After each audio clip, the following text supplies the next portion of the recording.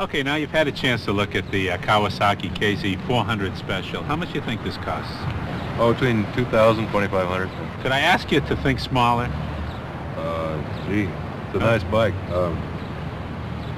1,800. Think even smaller, Bill. Smaller? Yeah. 15? Think even smaller. 12. Think even smaller. Your penis? What do you mean?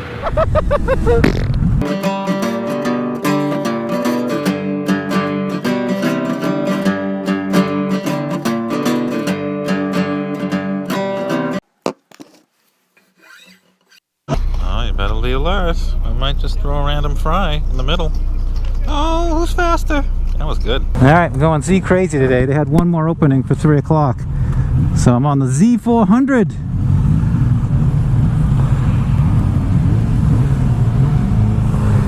Go ahead, man.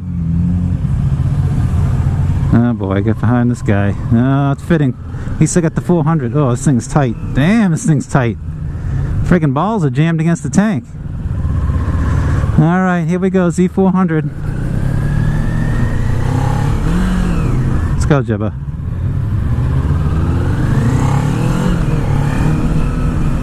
I'd like to pass this guy if I can. This guy does not know what he's doing. Jesus. Woo! This thing's got sack. Alright, well, hey, let's review it. If I got any juice left, I got juice. I got juice, alright? Alright, I've had enough of this guy. Passing him. Good shock control, not that much dive on the braking. My knees are hitting the radiator cowl. Oh, we're doing highway. Woohoo! No, we're gonna hammer the friggin' throttle on this thing. Oh, we're already at red line. Hey, buzz. Ready? Here we go. Oh, clutch slip. Oh, yeah. Settle down there, buddy. Here we go, another first gear pull. Hold on to your horses. Ah, oh, clutch slip again.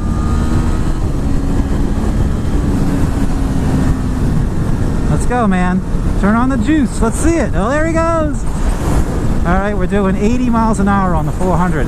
Very smooth, very stable. I'm tucked. All right, not going to draft this guy. We'll get the full effect. Not bad. I love soccer. Not that much vibration at all. Motor's very smooth. Chassis, wheels, driveline's very smooth. Not a lot of turbulence, not a lot of shake. Not a lot of valve noise. Pretty nice. Oh, got a nice vibe coming off the back of the seat rest. Oh, that feels good. Yeah, 80 miles an hour. This thing's very stable. I'm surprised, frankly. Yeah. Very good, very good. Impressive. Power delivery is very linear. I give the NVH probably like a 7 out of 10 for a little 400. It's not bad at all. I mean, you're turning 7 grand at 65 miles an hour. Do anything. Let's see. Actually, you can tuck pretty well down here. Huh. Braking's not bad. So at like 65, 70, you're encroaching on this bike's peak power, I would guess. I'll have to go back and look at the engine curves.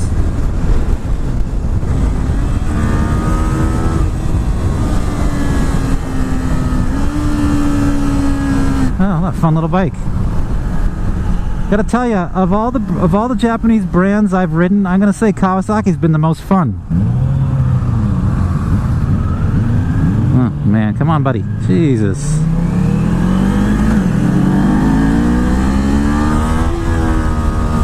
Damn, that clutch slip. Man, they gotta get a beefier pressure plate for this thing.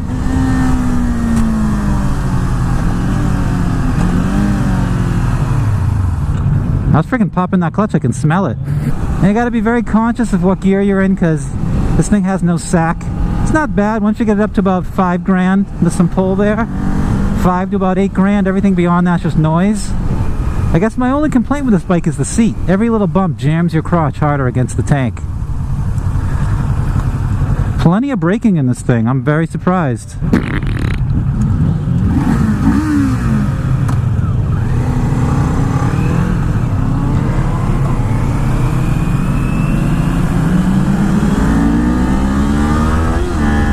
There's the slip again, Jesus.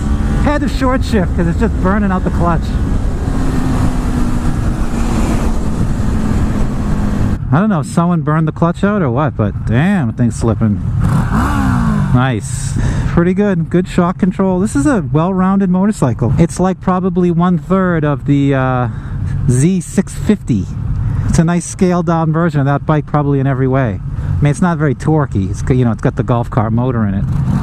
But, yeah, you know, not bad. What do you want?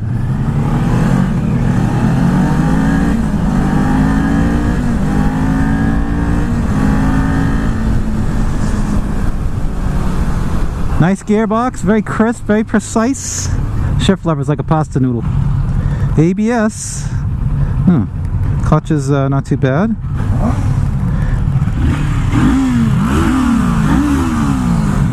Bad to the bone. Got that same like Casio style dashboard from the 650. Mirrors are pretty good, no mirror shake. Engine character is it's sort of like a single cylinder. Feels like a thumper. Pulls like a golf cart. Fueling's pretty nice, actually better than the 900 RS fueling.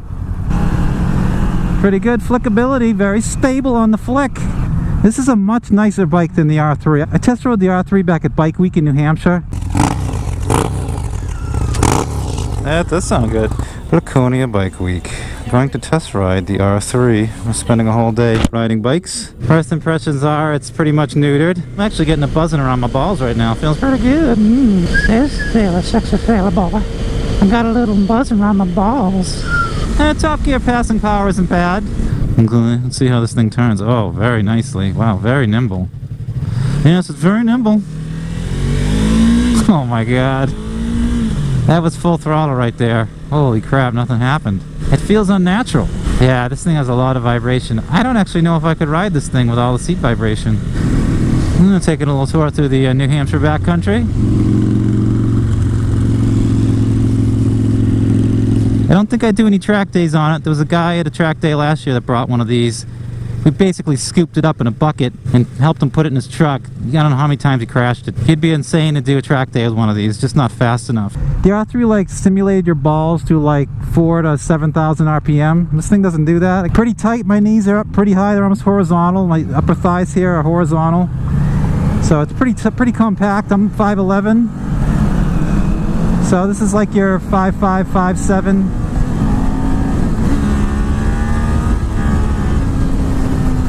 Let's rev it out.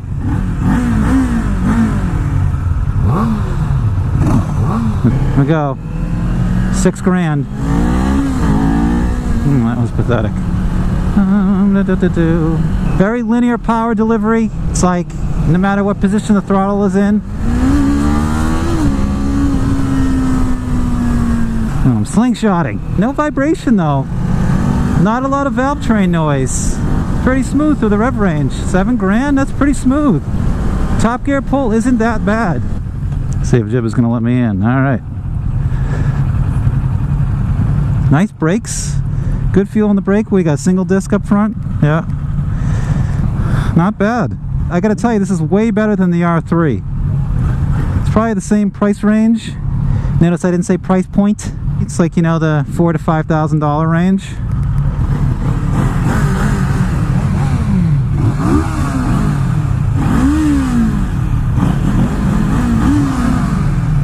Pretty nice. Nice detail on the gas tank there. There we go. This thing really turns in nice. Here we go.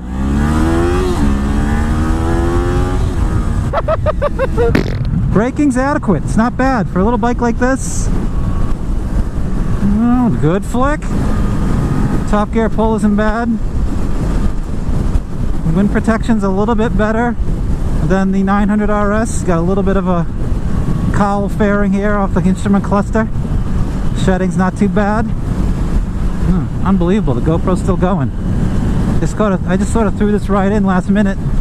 They had an opening because of the rain delay, so I jumped in at the last second. If you're thinking of an R3, this is the way to go. Unless you're looking for like a 250 Rebel or Cruiser or something like that. This thing handles pretty well, brakes pretty well, very stable. If you're in the market for like a starter bike and you're of smaller stature, this is probably a good fit.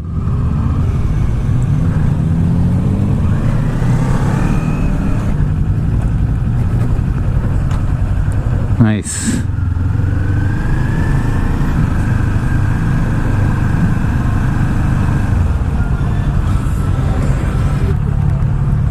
Hoorah! Jolly!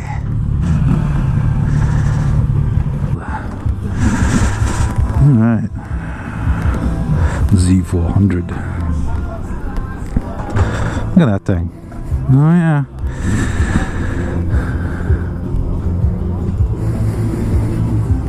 Z400.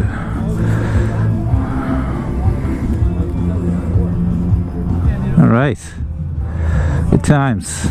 Now it's time to give the Z400 a fancy banana score. The little Z is fairly comfortable with a soft and supportive seat, but because the seat increasingly shifts your crotch against the gas tank with every bump, it gets a 2 out of 5. The Z400 is well suited to riders up to 5'8" in height. However, taller riders will find their legs cramped and knees pressed against the radiator cowl. Seating position is upright with a neutral posture, and all of the controls are in easy reach. But because it's cramped, it gets a 3 out of 5. The Casio style display is clear and easy to read, with a shift indicator and a fuel and temp gauge. The switchgear is of good quality with an intuitive layout that's easy to operate. It gets a 4 out of 5. The bike is fitted with ABS and LED headlights and taillights, but does not offer wheelie control, traction control, quick shifter, or engine power modes. However, at this price and power level, it isn't needed. In light of this, it gets a 4 out of 5. Of the 400 class motorcycles, the 399cc liquid-cooled engine delivers good low and mid-range power, and the greatest level of refinement and NVH would compare to competitors like Yamaha and KTM. Power levels are golf cart-like, but largely adequate for riding in busy traffic or highway passing. Just remember that you're encroaching on the bike's peak power at highway speeds. It gets a 5 out of 5.